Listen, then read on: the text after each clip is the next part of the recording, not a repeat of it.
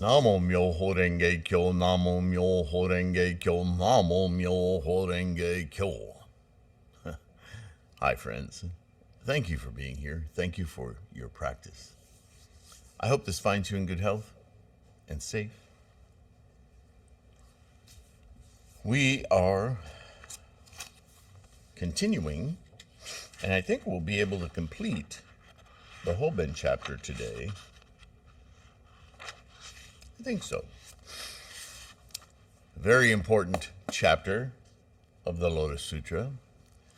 In our practice of abbreviated Gangyo, the Hoben chapter and the Juryo chapter are the key chapters, the Hoben being representative of the provisional Lotus teaching, not the provisional teachings in their entirety, but as far as the Lotus goes, the provisional teachings are setting up the framework, so to speak. As I've said before, and as we'll see again, the middle chapters really nail down what is, sorry about that, the actual essence of the really revolutionary teaching of the Lotus Sutra. Not only revolutionary in all of teachings at the time, or even still today, really, I mean that, still very unique, if you understand the meaning. And the first part of understanding that is that Buddhism is not a religion. If it's treated as a religion, or if it's taught as a religion, then it ain't Buddhism. It's some traditional ritualistic fashion using Buddhist teachings. But Buddhism, for the sole reason that Buddhism is about living this life to the full, this life, this moment. It's not about some afterlife, reincarnation. All of that is not Buddhism. I have written papers on it. It's on threefoldlotus.com. It's on the first page of threefoldlotus.com, this reincarnation myth. If you go to the core study page, it's right at the top of the page. Get it out of your mind. The reason it's in the writings is only because, first of all, the writings didn't start till hundreds of years after Shakyamuni was gone. And secondly, it was the pervasive, magical, mystical mind of India. And really, we owe a great debt to China, even though they have their own magical mysticism as well. But they took a much more pedantic, scholarly approach. They saw the way Buddhism extended Taoism, which is a much more validating of your environment and self than religions are. Taoism isn't really a religion. We know that. But why do people call Buddhism a religion? Because they don't know. It's ignorance. And this being Mapo, the latter, the age of the law where even those who practice are degenerate because they use traditions and religious manipulations to teach something they call Buddhism but isn't. Always remember, Buddhism is about the mind, the way that we experience this life right now. How do we live this life to the full? Live this life well. That's the only preoccupation of Buddhism. Multiple lifetimes? Come on. That's ancient woo-woo. That's not Buddhism. It is the woo-woo of religion, though, because you can't prove or disprove woo-woo. You can just spread the rumor, and everyone, oh, okay. It's just wind, sweetie. It's just we have a lot of wind today because we're supposed to get some storms here in a bit, so if you hear some. But that is the lovely Jewel, who is sounding a lot more gruff than she did when she was a smaller puppy. She's only, November, December, January, February. She's going to be 4 months old here real soon. Jewel, come on. It's okay. It's okay. It's just wind. I know. I feel protected. All right. So enough blah, blah, blah. Let's get right into it. We ended the last video with a podcast with an annotation from me. So we'll continue now. Knowing the supreme nirvana, though by reason of their tactful powers, they display various kinds of ways. Really, they are but the one Buddha vehicle.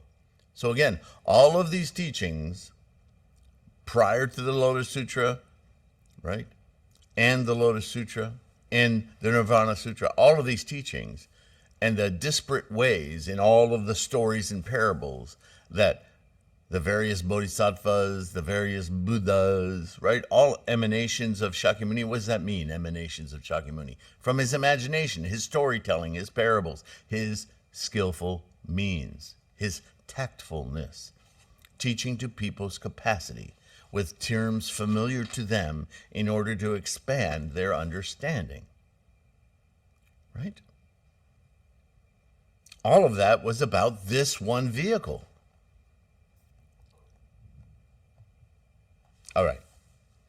Knowing the conduct of all creatures, what they entertain in their deepest minds, the karma they have developed in the past, their inclinations and zeal, talking about all of us, right? And their capacities, keen or dull, with various kinds of reasonings, parables, and narrations, as they could respond, so have they tactfully taught. Exactly what I just said, yeah? Now I also, in like manner, this is Shakyamuni speaking, knowing the natures and inclination of creatures, tactfully proclaim the laws which cause all to obtain gladness. That's a translation. I don't know what the original Prakrit words or term that was used, but I'm sure within the sphere of gladness was a more general concept of living a joyful life. That was always the goal. What the heck is going on? How rude. So sorry. No, Sariputra, know this. I, observing with the Buddha's eyes, see the creatures in the 6 states of existence, the 6 lower realms, yes? Poor and without happiness and wisdom, in the dangerous path of mortality, in continuous, unending misery, firmly fettered by the 5 desires. Oh, those skandhas. We live to please our eyesight, our ears, our taste, our mouths, our sensations, our touch, right? He's not saying we shouldn't enjoy those things. He's saying we are attached to enjoying it. We're craving and constantly clinging to those things. That's what makes us suffer, not the things themselves. The things themselves are empty. So what is it that we're grasping and clinging to? We must know fundamentally that everything is momentum, everything is moving. Otherwise, why would we be so desperate to hang on to things? Right? We use that rhetoric all the time. And there's the rain.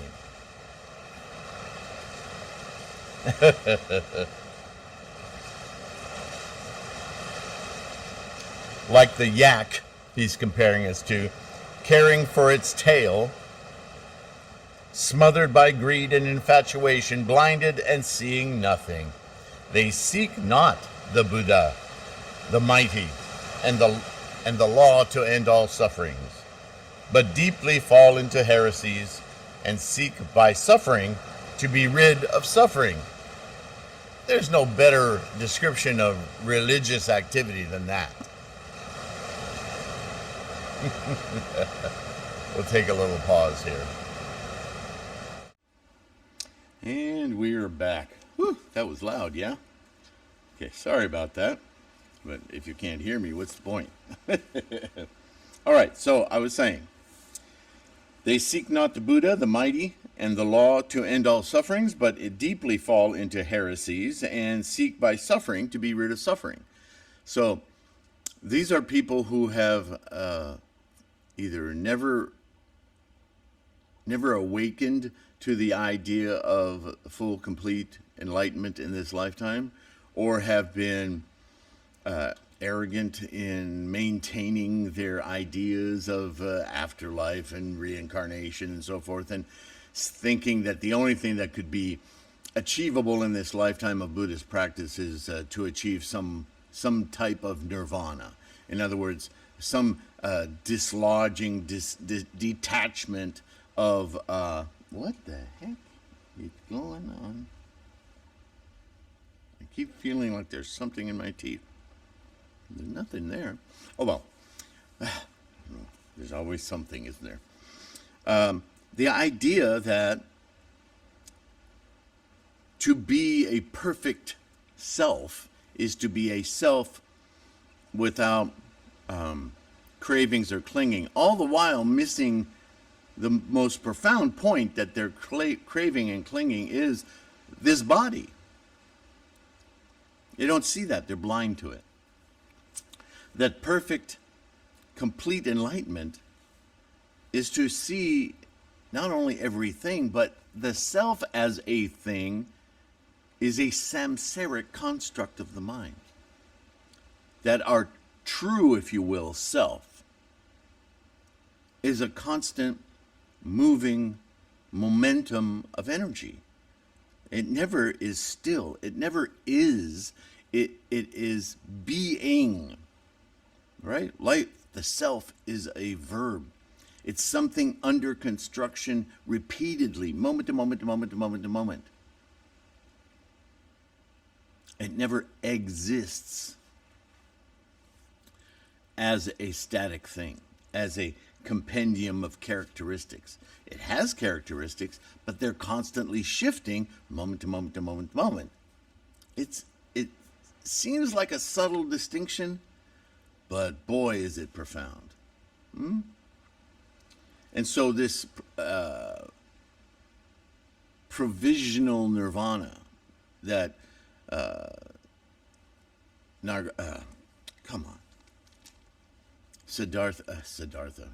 Shakyamuni taught for these three prior vessels of Sravaka, Pratyeka, even Bodhisattva, all based on this false nirvana, which he's going to blow apart, and he already has addressed it with Sariputra, hasn't he?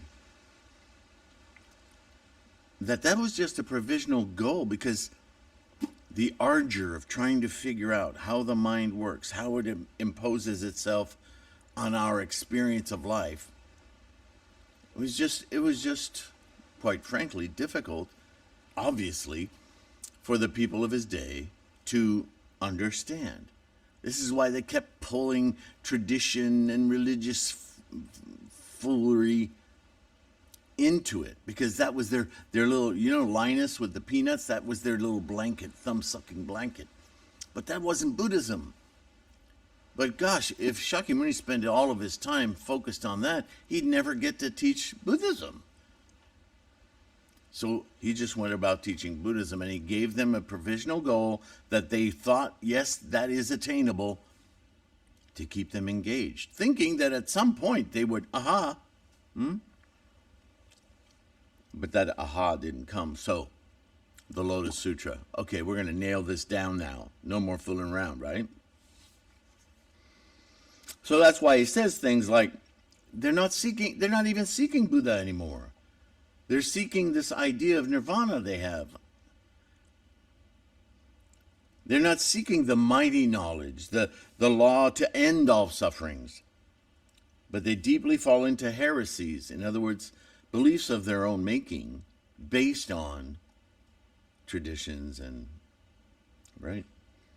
And they seek by suffering to be rid of suffering. In other words, just because you deprive yourself of something doesn't mean that you've detached yourself of it. If you feel deprived, then you are craving. You haven't released yourself. It's quite a conundrum, isn't it? And so when he says they seek by suffering to be rid of suffering,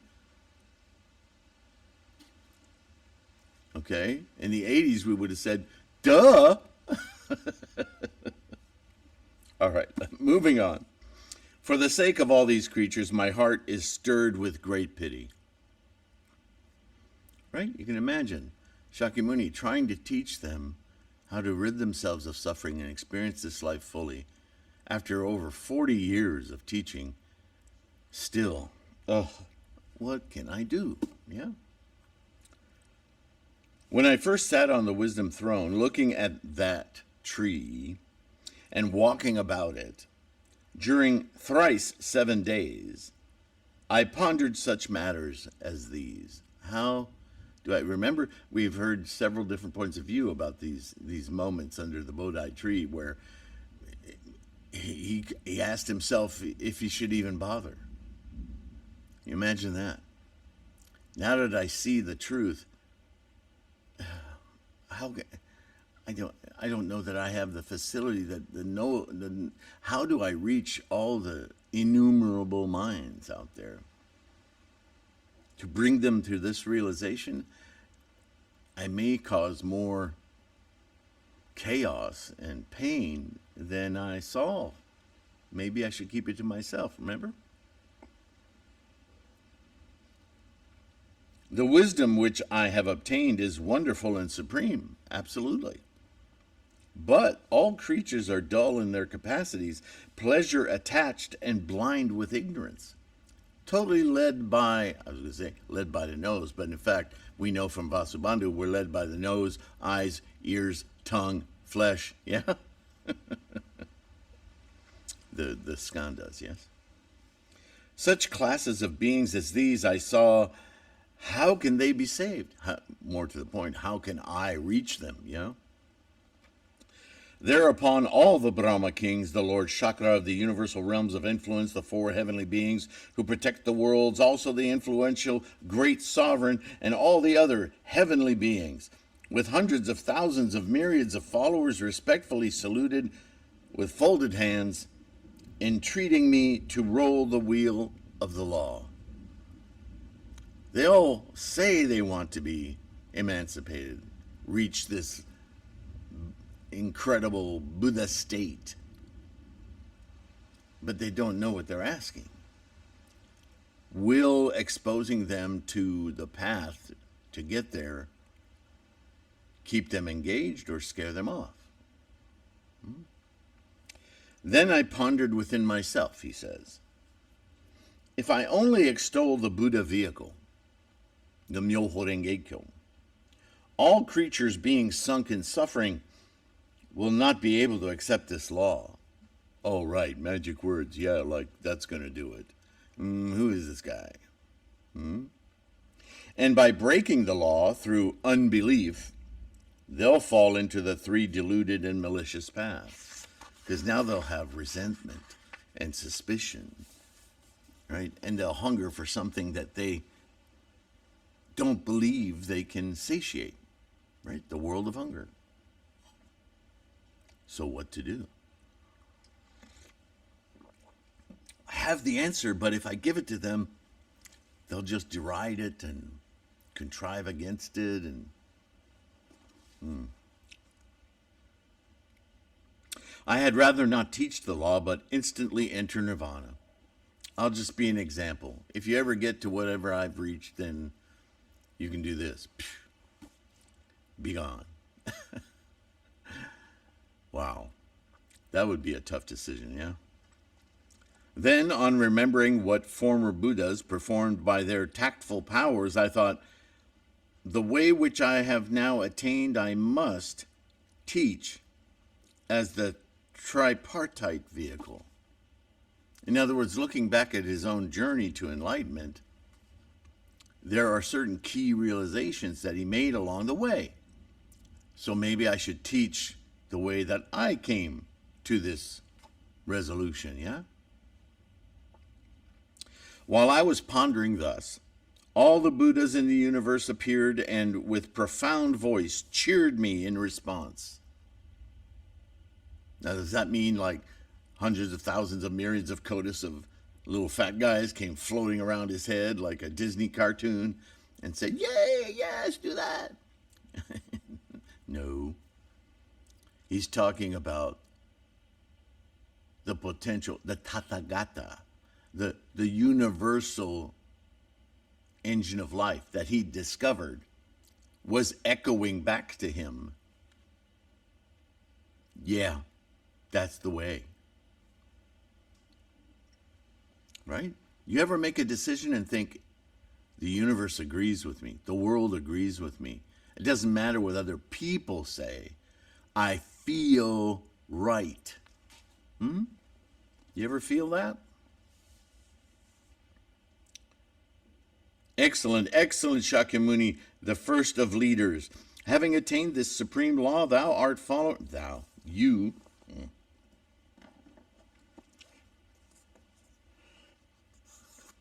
think I already changed that.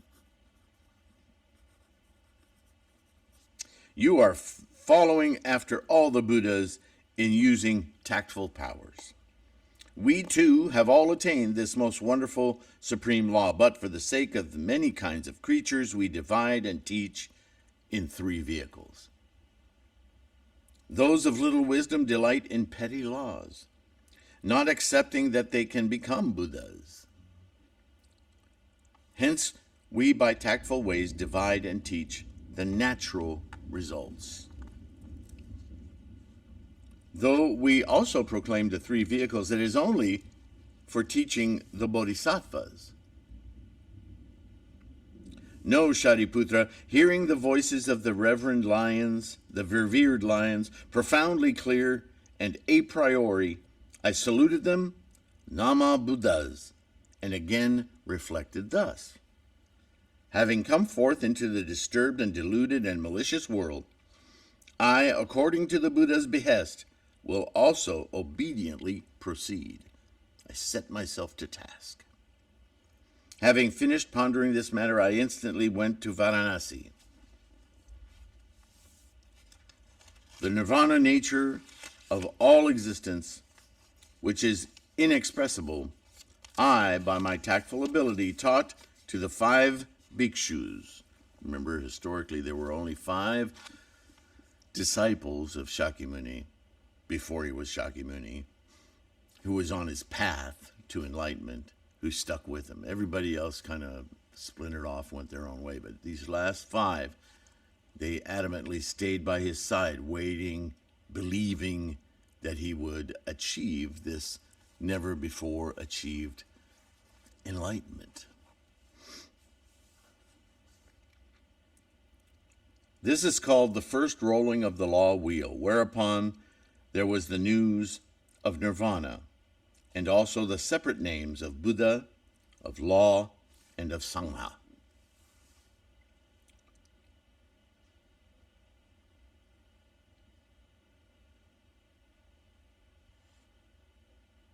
Literally, nirvana was translated as nirvana sound, or the voice of nirvana. That is, the term nirvana, enlightenment, was uttered.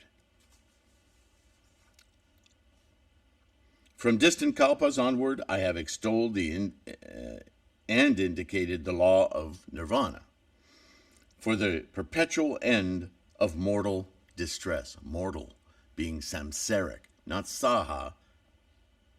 The saha world is the saha world, but it's the mental conjuring, the samsaric version of experience of the saha world. That's the mortal world, yeah? Thus have I continuously spoken. No, Sariputra. When I saw the Buddha sons bent on seeking the Buddha way in countless thousands and myriads of kotis, all with reverent hearts, draw near to me, the Buddha. They had already heard from the Buddhas the law which they tactfully explained. Then I conceived this thought. The reason why the Tathagata appears is for teaching the Buddha wisdom. Now is the very time. No, Sariputra, the stupid and those of little wit, the tied to externals and the proud, cannot accept and understand this law. You wouldn't think Shakyamuni so strict, yeah? Not from the traditions and stories we hear about this docile little man. No. He knew what he was talking about, and he wasn't exceptionally tolerant of foolishness, stupidity, right? Dull wit. He had compassion for them, and if they were able, if he was able to reach them at their level, he would do so, but he didn't waste his time with people who couldn't be bothered. Some people don't want to be better than what often they are. Ugh, it's tragic, isn't it? But you can't teach somebody how to be better than they are if they resent every word that comes out of your mouth because you're saying that there is some state of being that is better than where they are. They don't want to hear it, right? But now I am glad and fearless, he says. In the midst of the bodhisattvas, frankly put aside tactfulness and only proclaim the supreme way. He's talking about now with this Lotus Sutra. I'm through screwing around. I'm not teaching those 3 lesser vehicles to appease the laziness in people, in my students, in my disciples, in bodhisattvas. No, no more. This has gone on too long without people coming to it for themselves, so now I'm going to lay it on the line. This is the way it works. This is how I did it. This is how anyone can do it. So stop with this other nonsense, yeah? You, bodhisattvas, hearing this law, having all got rid of the nets of doubt, you 1,200 arhats will all become Buddhas. Really? You better believe it. Now, some of them no doubt heard this and thought, yeah, in some other lifetime. No. So you see why he has to repeat and repeat and repeat. People are stubborn. In the same fashion that the Buddhas, past, present, and future, teach the law, so also will I now proclaim the undivided law. Not 3, not 2, 1. Undivided. The appearing of Buddhas in the world is far apart. Far apart and rare occurrence. And when they do appear in the world, with equal rareness do they proclaim this law. Even in infinite countless kalpas, rarely may this law be heard. And those who are able to listen to this law, men such as these, are also rare. So this is not saying, oh, you're so special because you're practicing Buddhism. No, it's giving you kudos for having a seeking mind, a mind that knows that there's more to life than samsara. That the mind is far more expansive than the experience of the skandhas, pleasing our desires. Right? There's more going on in the mind to be discovered than just eating, screwing, and getting out of the weather.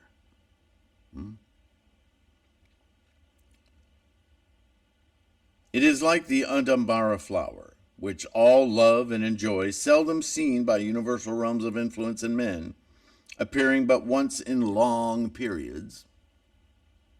So he who, hearing the law, extols it joyfully, and utters but one single word of it, has already paid homage to all the Buddhas in the 3 spheres, 3 worlds.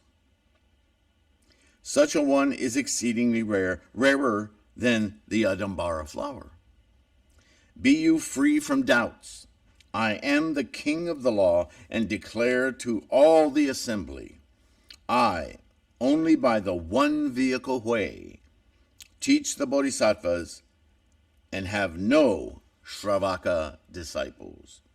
Know all of you, Sariputra, Shravakas, and Bodhisattvas, that this wonderful law is the mystery of all Buddhas, the unknown. I'm going to change that to unknown.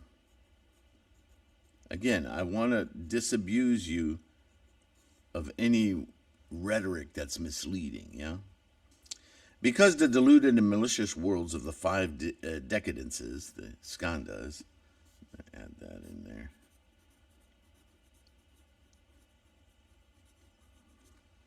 only delights in sensual attachments. Senses, sensual, yes? Its creatures, such as these, never seek the Buddha way. They're too preoccupied having fun with stuff. The wicked in generations to come, who hear the one vehicle taught by the Buddha, in their delusion and unbelief, will break the law and fall into deluded and malicious ways. They'll resent it.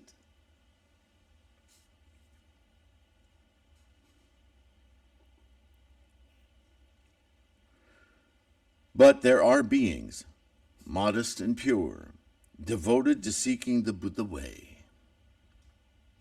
For such as these, I must widely extol the one vehicle way.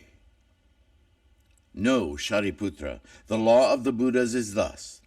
By myriads of codes of tactful ways, they proclaim the law as opportunity serves. But those who will not learn are not able to discern it. Right? They resist.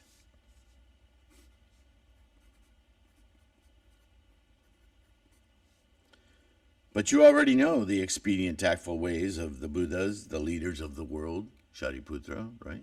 You're smart. You know this. Have no further doubts.